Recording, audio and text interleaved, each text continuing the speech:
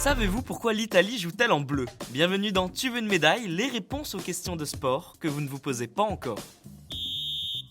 L'Italie est une place forte du football mondial. Vainqueurs de l'Euro 2020, les Transalpins possèdent un magnifique palmarès.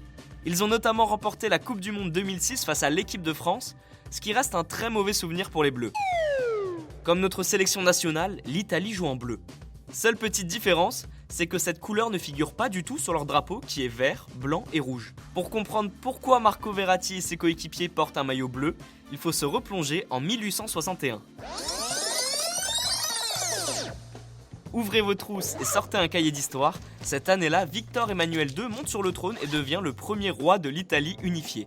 Sa famille est la maison de Savoie, et ce sont eux qui vont régner sur le pays pendant très longtemps, c'est-à-dire jusqu'en 1946. Pour faire simple, l'armoirie de la famille, c'est la croix de Savoie entourée de bleu. Et ce symbole n'a pas quitté le drapeau de l'Italie pendant tout ce règne. C'est donc en 1898 que se joue un moment important, la Fédération italienne de football voit le jour, et cette dernière a l'idée de rendre hommage à l'histoire du pays en faisant jouer la sélection nationale en bleu. Mais ça ne se fait pas tout de suite. Ce n'est qu'en 1911 que la Squadra Azzurra arbore son premier maillot bleu. Ok.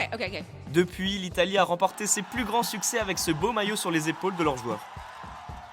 Les Pays-Bas sont dans le même cas que l'Italie, ils jouent en orange, pourtant cette couleur n'est pas présente sur leur drapeau. Si vous voulez connaître l'explication, n'hésitez pas à écouter cet épisode. Et bien voilà, vous savez maintenant pourquoi l'Italie joue en bleu. Vous pouvez écouter ce podcast et nous retrouver sur Apple Podcasts, Spotify, Deezer, Castbox et toutes les autres plateformes. N'hésitez pas à partager, noter ou laisser en commentaire une question, j'essaierai d'y répondre dans un prochain épisode. Je vous retrouve rapidement pour une prochaine question de sport dans Tu veux une médaille. À très vite.